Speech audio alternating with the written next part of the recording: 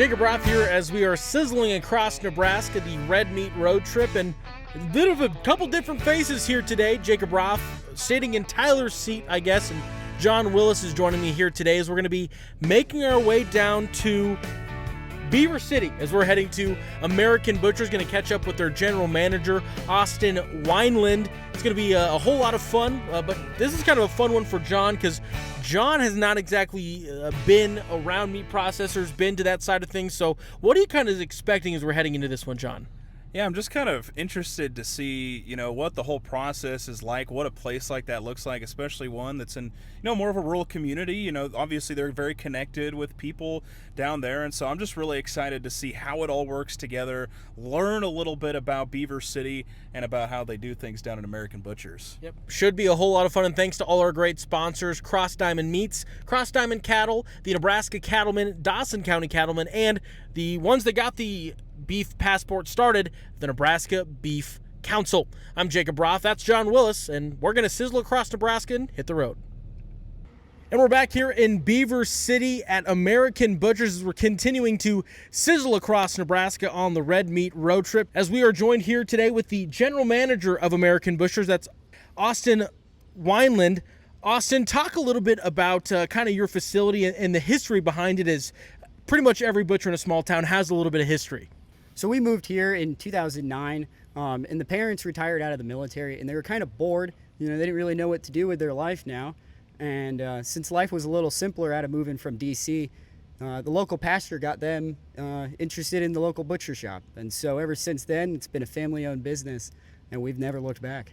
That's a really cool thing to have that family tie, kind of continuing to build history. Talk a little bit more about kind of what you've done in the local community that kind of sets you apart as you continue to grow.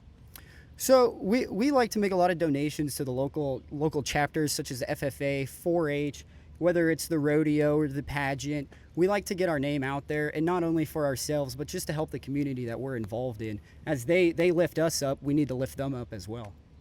For someone who might not be from the area like myself, if they're trying to get connected with producers, is that something you can help them with? Yeah, so we can definitely do that. So we actually have a list of farmers who are in the area who always raise cattle and are looking to sell.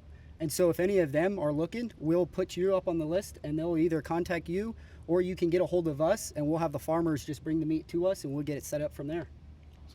Definitely gives you folks that might not have a producer that they get their half or their quarters or whatever they're getting from. It gives them an opportunity to get connected with different producers and things like that. You touched on it kind of briefly there, but you brought up the USDA side of things. Talk a little bit about that and kind of what you all do here at your facility. So the USDA allows us to and allows our customers to actually resell their meat. So if you as a producer wants to sell your meat, you have to take it to a USDA facility to then sell. And so with us being allowed to be USDA, we can have more business for our farmers because they can get their food into restaurants. They can get their meat into the schools. And so it allows them to branch out further also than just running off of a custom facility. Do you want to ask Jon about the different animals they process here? Yeah.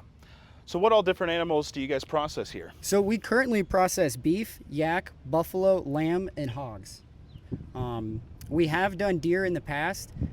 Deer, unless you do a lot, it's just not very profitable.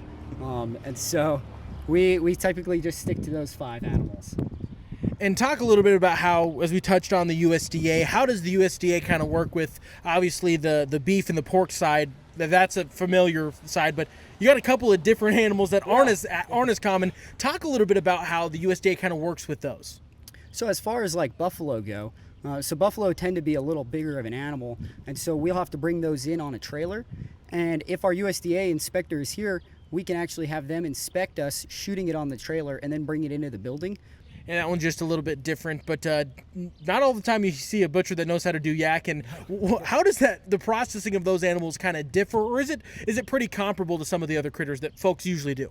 So it's pretty comparable. The other thing is, like, yak are closer to like more highland, where they're just very hairy, but they're still small, and their hide tends to be a little more loose on their skin, so it's kind of harder to skin them. As far as a buffalo, most of the time you have to skin them with proper care because a lot of the hides we're saving.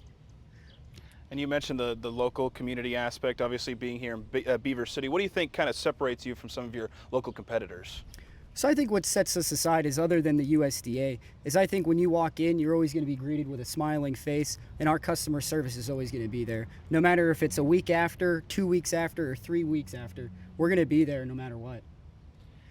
And if you could touch on a little bit more, you talked about the getting beef into schools in the area. Talk about how that kind of works and how that got started and rolling, and what that kind of overall looks like, because that's not something that every school gets to enjoy, but folks around here can. Yeah. So since we are, again, like I said, a USDA facility, that allows us, and so we joined this program called Farm to Table, or Farm to School actually, and it's an organization that started in Nebraska, and about 5 or 10 years ago we got word of it, and we decided to hop onto it because it seemed like it was a great idea to get local meat into the school system. Especially then, you can tell your kids exactly where the meat's coming from, and that this might be little Susie's father who raising the beef, so I think that's pretty cool to know. No, that's a really cool thing. And you also touched on, obviously, a couple times the USDA side, but what does it look like? As you said, sometimes beef gets sent down to Dallas. What does that whole process look like? Because that's kind of quite the deal to expand the markets for a lot of these producers.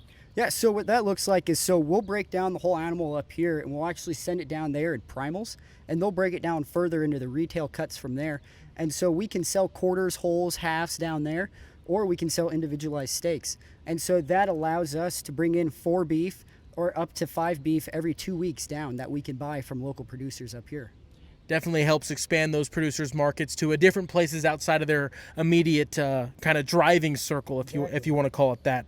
As we kind of continue our conversation, we're talking with the general manager of American Butchers. That's Austin Wineland. And Austin, as we kind of are talking about the beef passport, encouraging folks to get out there and try see the different places that have Nebraska beef showcased. What makes American Butcher worthwhile being a stop here on the Nebraska beef passport, and why should folks swing on by to Beaver City?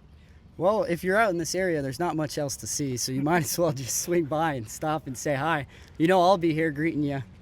No, lots of great opportunities there. And as we kind of wrap up, we usually do our best to try to kind of sample something. We've already talked about things going on. You're working, improving, growing, things like that. Makes it difficult to kind of get the retail side open. But what does that kind of look like if folks are looking to get in contact with you to be able to try to get some meat eventually down the road, with whether it's through producers or if the retail side ever does kind of get to going?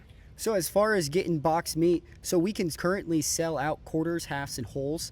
We'll just buy the meat from the local farmer, and then you'll just process it through us, and we'll get it out to you. As far as going retail, that's something we're still starting to work up. I'm trying to build us a website and then allow us to run credit cards, and so then I can have an in-store or maybe even online eventually. Gonna have to get a couple steps there, but there's a little bit of growing pains with just about anything, whether that's a person or a business. Again, thank you to Austin Wineland. He's the general manager here at American Butchers in Beaver City. I'm Jacob Roth. That's Jon Willis, and we are sizzling across Nebraska, the Red Meat Road Trip.